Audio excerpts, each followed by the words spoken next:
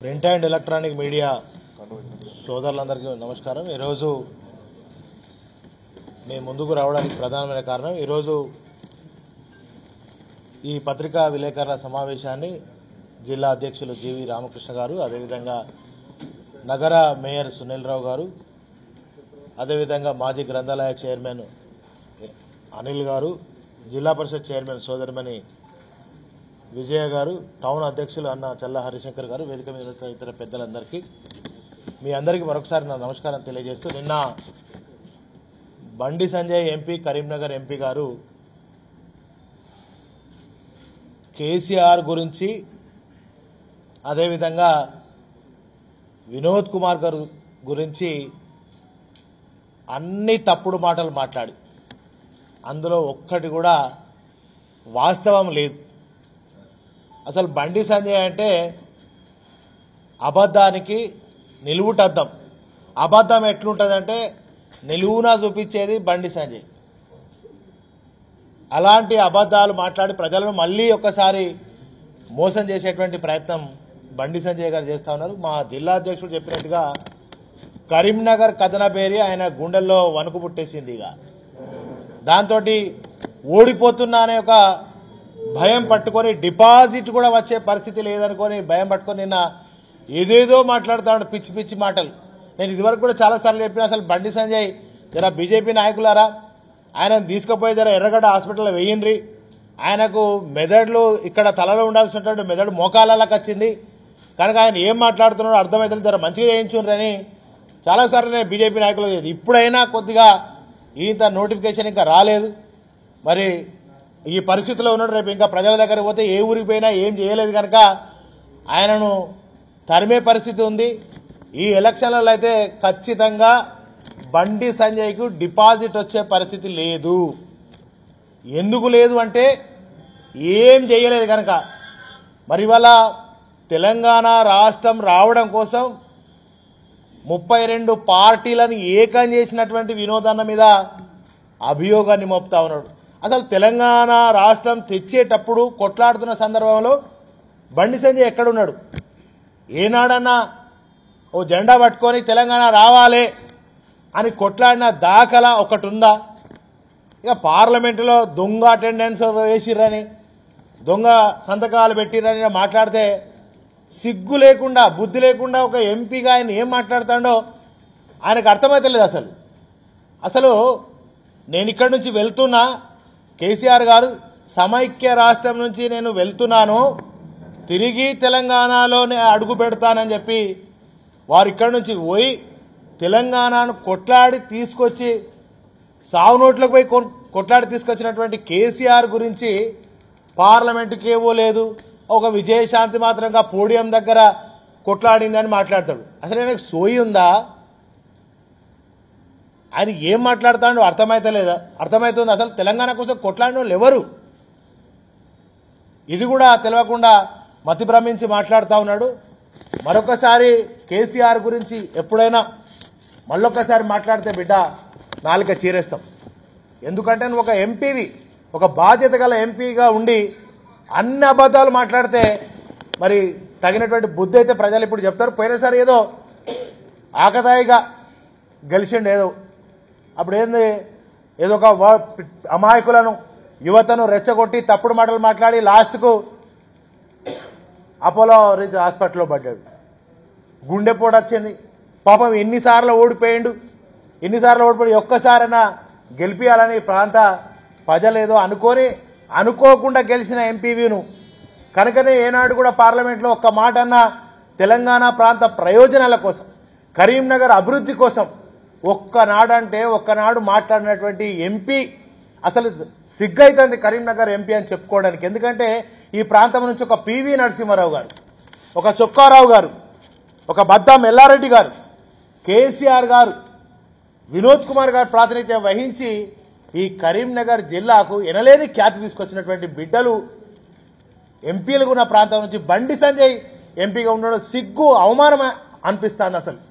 కనుక ఇవాళ ఆర్ఓబి నేను తెచ్చిన, స్మార్ట్ సిటీ నేను కార్పొరేటర్ ఉన్నప్పుడు తెచ్చిన. అరే సిగ్గుండాలా భయ్, దేంతో నమ్మాలని అర్థమైతలేదు. బండి సంజయ్ నువ్వు కార్పొరేటర్ ఎక్కడైనా స్మార్ట్ సిటీ తెస్తాడనే వెంకయ్యనాయుడు పిలిచి ఇగో నేను స్మార్ట్ సిటీ ఇస్తానా ఇయ్యాలనా అద్దా అని నన్ను అడిగే ఇచ్చిండని చెప్తాడు సిగ్గులేనోడు. బఫూన్ బండి సంజయ్. నేను ఇలా ఈ పార్లమెంట్ పరిధిలోనే కాదు రాష్ట్రమంతా కూడా బఫూన్ అని నవ్వుకుంటారు హోటళ్లల్లో దుకాణాలలో అక్కడిక్కడ. అటువంటి పరిస్థితి కరీంనగర్ ఖ్యాతి తెలంగాణ ఖ్యాతిని దిగజార్చే విధంగా నీ యొక్క ప్రవర్తన నీ యాటిట్యూడ్ ఉన్నది. ఇప్పటికైనా నీ పద్ధతి మార్చుకుంటే మంచిది. ఇవాళ వెంకయ్య నాయుడుతో మాట్లాడి ఆనాడు స్మార్ట్ సిటీ ముత్తమంత సిటీ 3.5 లక్షల జనాభా ఉన్నటువంటి సిటీని అర్హత లేనటువంటి దరఖాస్తు పెట్టుకోవడానికి అర్హత లేనటువంటి ఈ కరీంనగర్ సిటీని స్మార్ట్ సిటీ తెచ్చినటువంటి ఈ యొక్క స్మార్ట్ సిటీ ప్రదాత వినోద్ కుమార్ గారు కాదు నేనే తెచ్చినా అని చెప్పి ఇలా బండెడు అబద్ధాలు మాట్లాడుతాడు బండి సంజయ్. కనుక తెలంగాణ ప్రజలారా కరీంనగర్ ప్రాంత పరిధిలో ఉన్నటువంటి ఎంపీ పరిధిలో ఉన్నటువంటి ప్రజలారా ఒక్కసారి ఆలోచన చేయండి. ఇవాళ స్మార్ట్ సిటీ ఎవరి ద్వారా వచ్చింది? కేవలం వినోద్ కుమార్ గారు కేసీఆర్ గారు ఆనాడు ముఖ్యమంత్రిగా ఉండి ప్రయత్నం చేస్తే కొట్లాడితే ఇలా స్మార్ట్ సిటీ వచ్చింది. ఆర్ఓబి నేను తెచ్చిన అంటాడు. ఇప్పుడు చరిత్రను చెరిపేస్తే చెరిగిపోదు, చరిత్రను చెరిపేస్తే చెరిగిపోదు. ఇవాళ తీసుకొచ్చినటువంటి ఆధారాలు చూసి ఇలా ఊళ్ళల్లో ఎంత నవ్వొస్తుందంటే అంగన్వాడీ భవనాలకు నిధులు తెచ్చినా ఉపాధి హామీ నిధులు తెచ్చినా అని రాసి పెట్టుకోండి. సిగ్గాన్ని ఉంటుందా అసలు? ఉపాధి హామీ 2005లో మన్మోహన్ సింగ్ ప్రధానమంత్రి ఉన్నప్పుడు ఒక పథకం తీసుకొచ్చారు 100 రోజుల పని అని చెప్పి పని దినాలకు వచ్చేదాన్ని పెట్టిరు. గద్దెచ్చినా అని చెప్పి ఇదే పోస్టర్ల మీద నువ్వు మరి స్మార్ట్ సిటీ తెచ్చినా ఆర్ఓబి తెచ్చినా లేకపోతే నవోదయ తెచ్చినా ఎక్కడ కూడా నీ పోస్టర్ మీద లేదు. ఎందుకు లేదు? నువ్వు తీసుకురాలేదు కనుకనే. ఎట్లయినా వచ్చే ఎవరు ఎంపీ ఉన్నా వచ్చే ఏ ప్రభుత్వం ఉన్నా వచ్చే నిధులను నువ్వు తెచ్చినట్టుగా చెప్పుకొని గొప్పలు చెప్పుకుంటా అంటే ప్రజలు నమ్మేటువంటి పరిస్థితుల్లో లేరు. ఇవాళ కేసీఆర్ గారి కళ, కేసీఆర్ గారు ఎంపీగా ఉన్నప్పుడు Kothapalli to Manoharabad railway line తీసుకురావాలని ఆనాడు కేసీఆర్ గారు ఎంపీ ఉన్నప్పుడు దరఖాస్తు పెట్టుకుంటే తిరిగి వినోద్ కుమార్ గారు ఎంపీ అయిన తర్వాత ఇవాళ దాన్ని సాధించు. ఇవాళ సిద్దిపేట దాకా దాని పనులు జరుగుతూ ఉన్నాయి. దానిలో అసలు నీ పాత్ర ఏంది? కరీంనగర్ రైల్వే లైన్కి ఎంత తీసుకొచ్చినావు? ఆర్ఓబి నేను తెచ్చినా అని గొప్పలు చెప్పుకుంటున్నావు, తప్పుడు మాటలు మాట్లాడుతున్నావు. ఇవాళ నీకు చిత్తశుద్ధి ఉంటే ఇవాళ మా చొప్పదండి నియోజకవర్గంలో తుర్కకాశీ నగర్ దగ్గర మరి ఆర్ఓబి కోసం ఎందుకు ప్రయత్నం చేయలే? ఇప్పుడు చేయి, IIIT తీసుకురా. ఇంకా నోటిఫికేషన్ రాలే కదా, చేయి, నీ ప్రయత్నం చేయి. ఇక్కడ కరీంనగర్కి ఏం తెస్తావో చెప్పు. అది చెప్పండి. ఎంతసేపు కేసీఆర్ గారి మీద ఫామ్ హౌస్ అంటాడు, ఇంకోటి అంటాడు. చెత్త వేదవా ఏం మాట్లాడతాడో తెలియదు. కేసీఆర్ గారు అంటే ఏంటంటే జాతిపిత, తెలంగాణ రాష్ట్రాన్ని కొట్లాడి తీసుకొచ్చినటువంటి ఒక కారణ జన్ముడిని పట్టుకొని ఎట్లా పడితే అట్లా మాట్లాడతావు. ఇది పద్ధతి కాదని చెప్తా ఉన్నా బండి సంజయ్ గారికి. ఇది పద్ధతి కాదు, హూందాగా ఉండాలి. ఒక ఎంపీ పదవిలో ఉన్నావు, ఎట్లా మాట్లాడాలో తెలుసుకొని మాట్లాడితే మంచిదని చెప్తా ఉన్నా. అదేవిధంగా జాతీయ రహదారులు 2014 కంటే ముందు తెలంగాణలో ఎన్ని జాతీయ రహదారులు ఉండే?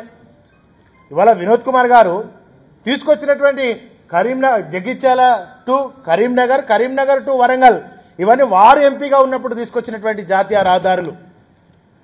ఇవాళ నువ్వు కొబ్బరికాయ కొట్టినవచ్చు, నువ్వు ఎంపీగా అయ్యి, లేదా మోడీతో స్టార్ట్ చేయించానంటే అబద్ధాలు ఆడుతా ఉన్నావు. ఇవాళ నువ్వు చెప్పుకోవడానికి సిగ్గాన్ని ఉండాలి. ఇప్పుడు ఎవరికో పుట్టినటువంటి బిడ్డ నా బిడ్డ అని ఎత్తుకొని ముద్దాడిండట. ఇలా వినోద్ కుమార్ గారు చేసినటువంటి పనులను, సాధించినటువంటి ప్రగతిని, నిధులను ఇవాళ నేను తెచ్చినా అని చెప్పుకోవడానికి సిగ్గన్న లేదు బండి సంజయ్కి. ఇలా కొండగట్టు భక్తుడు అంటాడు, నేను పెద్ద హిందువుని అంటాడు. ఏదే మరి మా నియోజకవర్గంలో కొండగట్టు దేవస్థానం ఉన్నది. ఆయన వినోద్ కుమార్ గారు ఎంపీగా ఉన్నప్పుడు 3.5 ఎకరాల జాగా ఉన్నటువంటి కొండగట్టు జాగా ఇవాళ 800 ఎకరాలు తీసుకొచ్చిండండి వినోద్ కుమార్ గారు కేంద్ర ప్రభుత్వంతో కొట్లాడి. నిజమైనటువంటి హిందువులు వినోదన్న, నిజమైనటువంటి హిందూ వినోదన్న, నువ్వు కాదు. హిందువుల పేర్లు చెప్పుకొని హిందువుల పేరుతో ఓట్లు దండుకునేది నువ్వు. ఆనాడు పుస్తెల మట్టెలు నామినేషన్ వేయడానికి పుస్తెల మట్టెలు అమ్ముకొని నేను నామినేషన్ వేసిన అన్నోనివి ఇలా 1000 కోట్లకు ఎట్లెదిగినావు? అవినీతి బండి సంజయ్. ఇలా ప్రజలందరికీ కూడా తెలిసే నీ స్థాయి ఎక్కడి నుంచి ఎక్కడికి పోయిందని. కార్పొరేటర్ నుంచి రాష్ట్ర అధ్యక్షుడు ఇవాళ ఎందుకు తీసేసారు? అమిత్ షా నిన్ను ఎందుకు తీసేసాడు? పుట్టడు అవినీతి ఆరోపణలు ఉన్నాయి నీ మీద. ఇవాళ ఒక కార్యకర్త తండ్రో అయ్యనో చచ్చిపోతే ఒక్క కార్యకర్త ఇంటికి పోకపోతే ఒక కార్యకర్త కూడా ఇవాళ నీతో లేడు. ఇవాళ ఆనాడు గెలిపించినటువంటి ఆ కార్యకర్తలు ఇవాళ నేను వాళ్ళే పట్టు ఓడగొట్టేటువంటి పరిస్థితిలో ఉన్నారు బీజేపీ కార్యకర్తలే. ఎవరు కూడా మన టికెట్ రావద్దనే కొట్లాడిండ్రు, నీ మీద ఫిర్యాదులు కూడా చేశారు. కనుక ఇలాంటి లఫంగ్ మాటలు, తప్పుడు మాటలు, అబద్ధ మాటలు మాట్లాడకపోతే బాగుంటుందని చెప్పి తెలియజేస్తూ, మరి అదేవిధంగా ఇక్కడ కరీంనగర్లోనే మా గంగుల కమలాకర్ అన్న మీద ఎమ్మెల్యే గెలవలే. కమలాకర్ అన్న మీద ఎమ్మెల్యేగా గెలవలేను. ఎంపీ ఎట్లా గెలుస్తావు? ఇక గెలవను. గెలిపించారు కూడా ప్రజలు. ఎందుకు గెలిపించాలి? నేను ఎందుకు గెలిపిస్తారు? ఏం చేయను ఎట్లా గెలిపిస్తారు? ఇది చెల్లని రూపాయిలాగా ఇవాళ చెల్లని బండి సంజయ్ అయిపోయింది. బండి సంజయ్ ఒక చెల్లని పరిస్థితిలో ఉంది కనుక ఎట్టి పరిస్థితుల్లో గెలవడు. తర్వాత వినోద్ అన్న కరీంనగర్లో పుట్టిండు, నీకంటే చాలా వయసులో పెద్దోడు. నీకంటే ముందు ఇక్కడ గాలి పీల్చిండి నేల తల్లి మీద పుట్టినటువంటి వినోద్ అన్నను పట్టుకొని స్థానికుడు అదొక కొత్త డ్రామా. మళ్ళా ఈ మధ్యలో స్థానికేతరుడు అరే కరీంనగర్లో పుట్టిండబ్బా వినోద్ అన్న, నీకంటే ముందు పుట్టిండు, నీకంటే ఈ నేల తల్లి గాలి పీల్చాడు. ఆయన పట్టుకొని పరాయోడు అన్నట్టు మాట్లాడతాడు, ఇక్కడ ఓడు కాదన్నట్టు మాట్లాడతాడు. తెలుసుకోవాలి, నువ్వు మాట్లాడకంటే ముందు నువ్వు తెలుసుకొని మాట్లాడితే బాగుంటుందని చెప్పి తెలియజేస్తున్నా. ఇవాళ తెలంగాణను బానిస సంఖ్యలను తెంచి మరి ఇవాళ స్వేచ్ఛావాయులను కల్పించిన కేసీఆర్ పట్టుకొని ఇంకో మారు ఎట్లా పడితే అట్లా మాట్లాడితే బాగుండదని చెప్పి తెలియజేస్తూ, మరి ఇవాళ ఒక్కటంటే ఒక్కటి నవోదయ కాలేజ్ తెచ్చినవా, స్కూల్ తెచ్చినవా, మెడికల్ కాలేజీల కోసం ఏదైనా ప్రయత్నం చేసినావా అంటే దానికి సప్పుడు చేయడు, దానికి మాట్లాడు. ఇంకొక మాట ఏం చెప్తాడంటే కాళేశ్వరంలో అవినీతి 1,00,000 కోట్లు. ఇప్పుడే చూసినా నేను, 1,00,000 కోట్ల అవినీతి అంటాడు. దోపిడీ అట, దోపిడీ. అసలు ఎవ్వడు పడితే వాడిగా ఏది పడితే అది మాట్లాడు. ఇది విచిత్రం అయిపోయింది. ఇవాళ 1,00,000 కోట్ల ప్రాజెక్ట్ ఎంత భయ, అసలు ప్రాజెక్ట్ కాస్ట్ ఎంత, ఆ ప్రాజెక్టు విలువెంత, ఆ ప్రాజెక్టులో దోపిడీ ఎట్లా జరుగుతుంది, ఎన్ని లక్షల కోట్ల, అది 100 లక్షల కోట్లు, 1000 లక్షల కోట్ల, అది ఏమన్నా ప్రాజెక్టు? 1,00,000 కోట్లు ప్రాజెక్ట్, 1,00,000 కోట్ల దోపిడీ అనడానికి నీకు నోరెట్లా వస్తుంది? అసలు తెలుసుకొని మాట్లాడాలి. 1,00,000 కోట్ల దోపిడీ అంటే ఏమన్నట్టు? ఏది పడితే అది మాట్లాడచ్చా? ఆ ప్రాజెక్టు కాస్టే 1,00,000 కోట్లు లేదు. ఇవాళ 85,000 కోట్ల రూపాయలతో 90 కోట్ల రూపాయలతో ప్రాజెక్టు నిర్మాణం అవుతుంది. కాళేశ్వరం మొత్తం ఒక్క మేడిగడ్డగా ఒక మేడిగడ్డను పట్టుకొని ఆడ 36 పిల్లర్లు ఉంటాయి, రెండు పిల్లర్లు డ్యామేజ్ అయినాయి. ఇలా కాంగ్రెస్ ప్రభుత్వం 86 పిల్లర్లు ఉంటాయి, 86 పిల్లర్లను ఉంటే రెండు పిల్లర్లు డ్యామేజ్ అయినాయి, 3 పిల్లర్లు డ్యామేజ్ అయినాయి, ఒక పిల్లర్ కొద్దిగా ఎక్కువ డ్యామేజ్ అయింది. దాన్ని రిపేర్ చేసి తెలంగాణ ప్రజలకు నీళ్లు అందించాల్సింది సోయిపోయి అక్కడ అది 100 కోట్లు 200 కోట్లు అయితే బహుశా ఎక్కువ. మరి దాన్ని రిపేర్ చేయించకుండా అది అవినీతి అని చెప్పడం అసలు చాలా విడ్డూరంగా ఉంది. కనుక తెలంగాణ ప్రజలారా, మన ఎడారి లాంటి తెలంగాణను సాగు నోట్లకు పోయి తెలంగాణ తెచ్చి ఇవాళ రైతుల ఆత్మహత్యలు, చేనేత కార్మికుల ఆకలి చావులన్నీ కూడా ఆపింది ఇవాళ కేసీఆర్ గారు.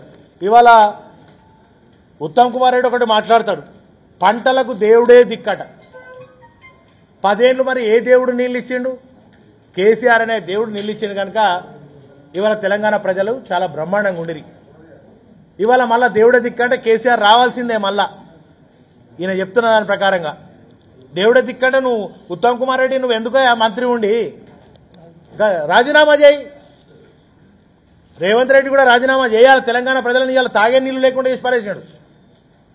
సాగు కోసం రోజు పంటలను కాలబెడుతున్నారు.